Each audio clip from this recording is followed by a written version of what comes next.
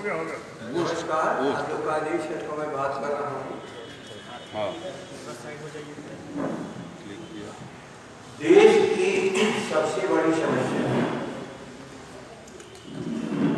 भारत में आज लोगों की संख्या जनगणना का मूल आधार है। तो हम सब लगातार समाजवादी लोग चर्चा करते रहे हैं कि इस गणना को वैज्ञानिक ढंग से किया जाए और इस गणना का जनगणना का एकमात्र कारण होता है कि देश में विभिन्न समुदाय,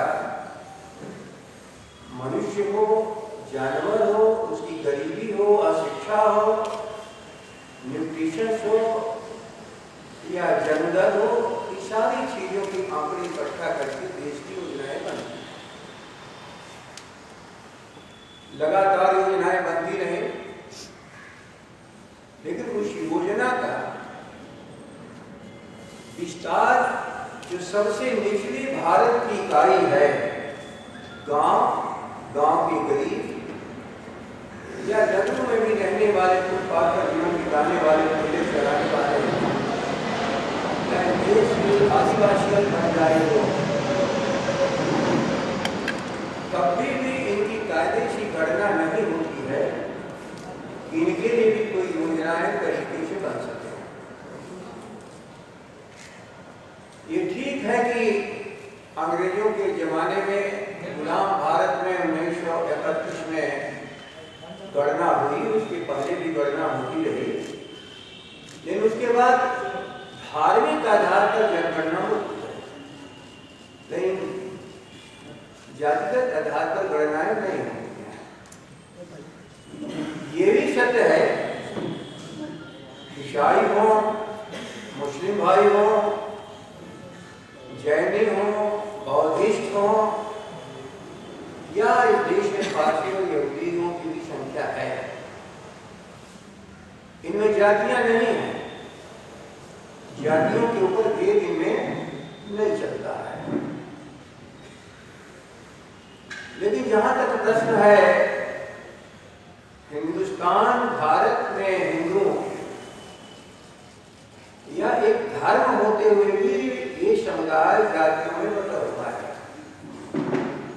इसलिए कोई योजना इस देश में धर्म के आधार पर हिंदुओं में गरीब लोगों के भीतर तक कोई योजनाओं का प्रतिफल नहीं पहुंच पा रहा है। वर्षों से, कोई आज से नहीं, बल्कि समाजवादी आंदोलन की मूल धारणा रही है। और इस देश के विकास को निचली स्तर पर ले चलना हो तो समस्या के साथ साथ किन लोगों में समस्या है इसकी समझ होना आवश्यक है, क्योंकि एक समेकित समस्या में जातियों का जो समन्वय होना चाहिए वो नहीं हो पा रहा। और यदि किसी का ये कहना है जातीय जनगणना होने से जातिवाद फैलेगा तो शायद ऐसे लोगों से इस देश में, इस मुल्क को पिछड़ा बनाए रखने का जो सबसे बड़े कारण रहे हैं, उनको अपने गलतियों पर पश्चाताप करना चाहिए। इस सवाल को नहीं उठाना चाहिए। जातिवाद बढ़ता नहीं है, जात-पात है क्यों, इस सवाल का जवाब शायद वे नहीं दे सकते हैं जिनको धर्म का ठेकेदार माना जाता है। धर्म का ठेकेदार जहां से जातियों का विघटन और जातियों की बनावट को भूलने का काम जिस किसी ने भी कभी किया हो, आज इस भारत का एक ऐसा सत्य बन चुका है कि लगता है भारत की पीड़ा खत्म होगी कि नहीं होगी। स्वर्गीय कर्पूरी ठाकुर जी ने इस काम को 71 किया। मंडल कमीशन ने पूरे देश के सामने इस दृश्य को रखा उसके पहले काका काकेश्वर साहब ने भी इस सारे दृश्य को रखा था, लेकिन योजनाओं के भीतर उस तथ्य को कभी भी स्वीकार करके योजनाएं इस भारत की नहीं बनी।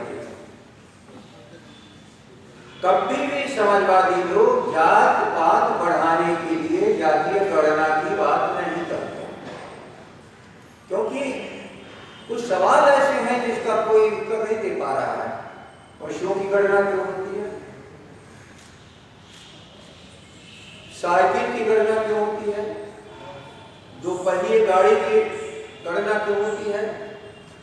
चार पहिए गाड़ी की गणना क्यों होती है? अशिक्षा की भी तो गणना होती है, शिक्षा की भी गणना होती है, शिक्षित अशिक्षित समूह की भी चर्चाएं होती हैं। उसी के आधार पर जन्म और जन्म के आधार पर उनके जीवित रहने का जो दर है इसकी भी गणना होती है। पशुओं की शायद गणना इसलिए होती है कि दुधारू पशु कितने हैं।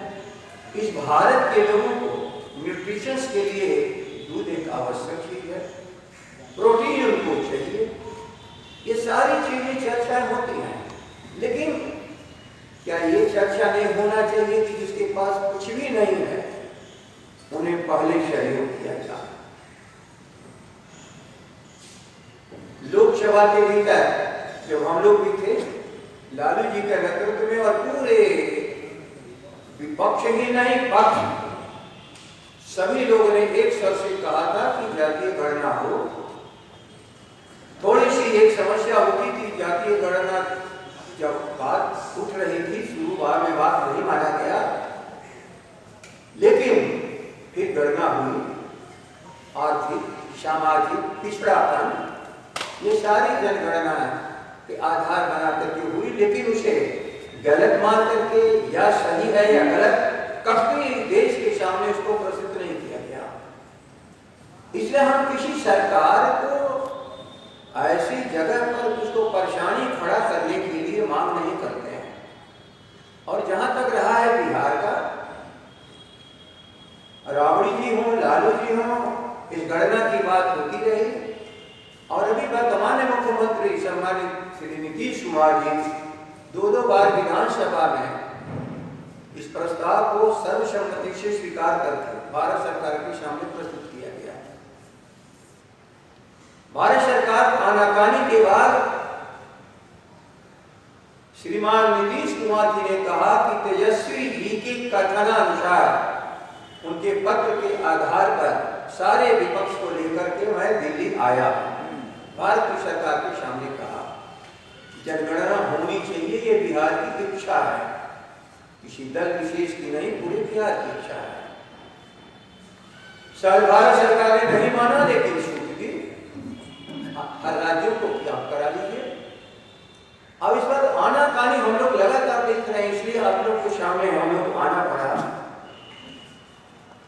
कल भी एक सवाल आप लोगों में से कोई कर रहा था, जिसका संक्षेप में मैंने जवाब दिया, लेकिन ये बिहार का, देश का ज्वलंत मुद्दा किसी के दबाने से दबने वाला नहीं है। सम्मानित मुख्यमंत्री जी, अपने वचन पर दृढ़ रहिए। हम लोग वचनबद्ध हैं। इस मुद्दे पर सर्वसम्मति है बिहार की विधानसभा की, और किसी भी हालत में इस काम के लिए आप आगे बढ़िएगा तो किसी भी संकट का सामना करने में राष्ट्रीय जनता दल प्रतिपक्ष के नेता तेजस्वी जी के नेतृत्व में आपके साथ खड़ा है पूरा महागठबंधन, क्योंकि महागठबंधन की तरफ से लगातार मांग आ रही है और भारत के सभी दलों की तरफ से ये मांग है। संयोगवश जिन कारणों से जनगणना की भी शुरुआत नहीं हो पाई, इसलिए जनगणना तो पूरे देश के आधार पर होना ही चाहिए। लेकिन भारत की सरकार के सामने क्या अड़चन है वो जाने। डबल इंजन है, एक इंजन बिहार में है, आप एक मोदी के हैं दिल्ली में, हम लोग से कोई संपर्क नहीं है, लेकिन बिहार का सर्वसम्मति प्रस्ताव से यदि आप अलग जाएंगे अभी एक पत्रकार बंधु कल कह रहे थे सभी दल तैयार है लेकिन भारतीय जनता पार्टी तैयार नहीं है। मैं आज कह रहा हूं, दोहरा रहा हूं, भारतीय जनता पार्टी बिहार की सरकार का अंग ही नहीं है बल्कि एक सशक्त दल है और सबसे बड़ा दल है। जो 4 दलों का मिली जुली सरकार है उसमें सबसे बड़ा दल है, तो सरकार का हिस्सा है और सरकार मुख्यमंत्री कहलाता है और बाकी लोग मंत्रिपरिषद के सदस्य सलाहकार होते हैं। मैं तकनीकी बात कर रहा हूं।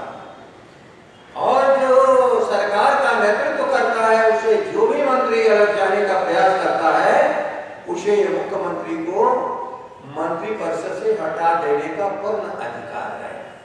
नीतीश जी, जो आपकी सलाह, जो आपके इस नेतृत्व जिसका आप कर रहे हैं, जो आपके इस नीति का समर्थन नहीं कर रहा है, विधानसभा के दिए हुए आदेश निर्देश को नहीं मान रहा है, आप उनको हटाइए।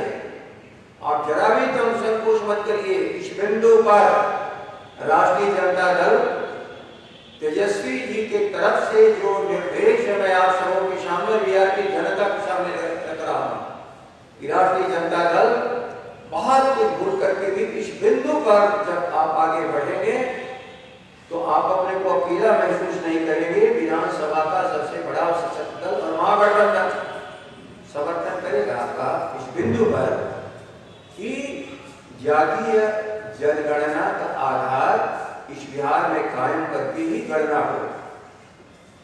और जनगणना केवल अंकों का खेल नहीं है, समस्याओं की तलाश है और समस्याओं की तलाश में जब तक सही बिंदु पर सरकार नहीं पहुंचती है उसका हल भी नहीं निकाल पाती है। इसलिए केवल मांग के लिए हम लोग मांग नहीं कर रहे हैं।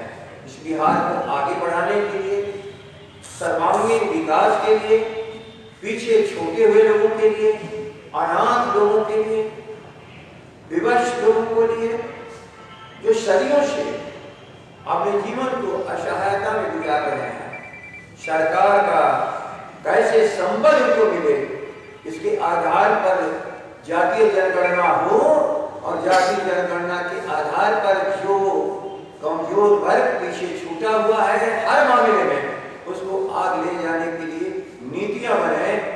इसी काम के लिए मैं आप लोगों को कष्ट दिया था कि नीतीश जी घबराइए मत, हम लोग सार्वजनिक रूप से, आप कभी कभी पलट जाते हैं लेकिन हम लोग सार्वजनिक रूप से कहते हैं कि हम लोग अपने स्टैंड पर कायम है कि यदि आप जातीय जनगणना कराइएगा तो राष्ट्रीय जनता दल समग्र समर्थन आपको करेगा। एक सवाल है जातीय जनगणना पर उपेंद्र कुशवाहा ने कहा है कि केंद्र सरकार इस तरीके से साजिश कर रही है कि इस नॉर्मल सेंसस को भी डिले कर दिया जाए जो कि 2010 साल के बाद होगा, तो इसमें उन्होंने साजिश बताया है केंद्र सरकार को। सर नहीं, क्या आपका सवाल है? सवाल है उपेंद्र कुशवाहा ने 2 दिन पहले कहा है कि केंद्र सरकार इस तरीके से साजिश कर रही है कि आम जनगणना जो होती है उसको डिले करा दिया जाए, कोरोना का हवाला देकर 10 साल आगे बढ़ा दिया जाए और उसको साजिश कह रही है कि हम लोग इसका विरोध करेंगे। आप और उनके सुर मिल रहे हैं तो आखिर आप लोग मिल क्यों नहीं जा रहे? देखिए, आपके सवाल ये सब सारी चीजों में मैं आपसे कहा हूँ, एक और बात मैं बता दे रहा हूँ कि विशेष राज्य की दर्जा हम लोग की मांग रही है और विशेष राज्य के दर्जे पर भी हम लोग आपके साथ हैं। अब भारतीय जनता पार्टी सार्वजनिक रूप से कह रही है कि विशेष राज्य का दर्जा की आवश्यकता है। खैर वो उनका अंदरूनी बहस है, हम लोग उसमें नहीं जाना चाहते हैं, लेकिन इस विशेष राज्य के दर्जे पर जिसमें प्रतिनिधिमंडल श्रीमती राबड़ी देवी जी का नेतृत्व में बिहार की सरकार गई थी मिलने और उन्होंने सार्वजनिक रूप से प्रधानमंत्री से भी मांग की थी। इन 2 बिंदुओं पर भारतीय जनता पार्टी के दबाव में आकर के आप कोई भी क्षमा बिहार की जनता से मांगना चाहिएगा तो नहीं मिलेगा। अब पता नहीं आपके डीएनए टेस्ट वाले मामले में क्या आया, हम नहीं जानते, जिनके चलते आपका विश्वास नहीं है। बिहार की जनता का डीएनए टेस्ट किसी की करने की हैसियत इस देश में नहीं है और बिहार की जनता का डीएनए टेस्ट आजादी की लड़ाई से लेकर आजादी के बाद बाद दूसरी लड़ाई हो या अन्य लड़ाइयों में टेस्ट हो चुका है कि बिहार जब एक बार हुंकार भरता है तो भारत की हुकूमत को बदल देता है। इसलिए आप बिहार की जनता पर भरोसा करिए। कौन डीएनए टेस्ट करता है, कौन यहाँ के राज्य को आगे बढ़ने में बाधा पहुंचाता है, कौन जनगणना में बाधा पहुंचाता है, अरे आप उनके साथ रह करके इन सारी चीजों को नकारिएगा तो इसको धोखाधड़ी के सिवा बिहार की जनता इसको कुछ भी नहीं मानती है। ये दो विषय हमारे थे, इन दो विषयों से जुटा हुआ। यदि कोई प्रश्न हो, कल मैं लोगों से कह चुका हूँ कि कोरोना के लिए जो भी विशेषज्ञों की राय है और विशेषज्ञों की राय पर जो भी सरकार कदम उठा रही है, उससे जो बेरोजगार लोगों के लिए जो खतरे भी होंगे उनको देखते हुए, जिनके जीविकोपार्जन का साधन है प्रतिदिन का काम, उनको साधन देते हुए रोग मुक्त बिहार को बनाने के लिए जो भी सरकार का कदम होगा हम लोग उसके साथ रहेंगे। जगदम्बा बाबू, आप कहना चाह रहे हैं कि अगर जनगणना के मुद्दे पे सरकार अगर गिरती है या कुछ होती है तो राजद कमीशन साथ देगी पड़ेगी। इस बिंदु पर सरकार बनाएगी। 3 बिंदु मैं आपके सामने कह दिया है। एक और बिंदु भी जनगणना, जातीय जनगणना, विशेष राज्य का दर्जा, और देखिए पूरा आज भारत और पूरा राज्य आज एक रोग से परेशान है। सार्वजनिक मुद्दे पर, जनता के मुद्दे पर हम अपने को विपक्ष और सरकार को अपना दुश्मन नहीं मानते। वहां पर हम जनता के प्रतिनिधि हैं, हम लोग जनता के लिए तैयार हैं। हो गया अब तो क्या हटा के बोलो, हटा के जनगणना पे आपकी बात तो मान लेते तो साथ में सरकार बना लेंगे, आप लोग बनाएंगे इसके साथ चलिए, ये तो प्रश्न पहले आज है नहीं, लेकिन क्या इस बिहार को दुखी करने के लिए ही सरकार चला रहे हैं? क्या करें ना, और इस बिहार को दुखी करने के लिए अब सरकार चला रहे हो और उनके साथ मिलकर सरकार चला रहे हो और वो गारंटी लेना चाहता है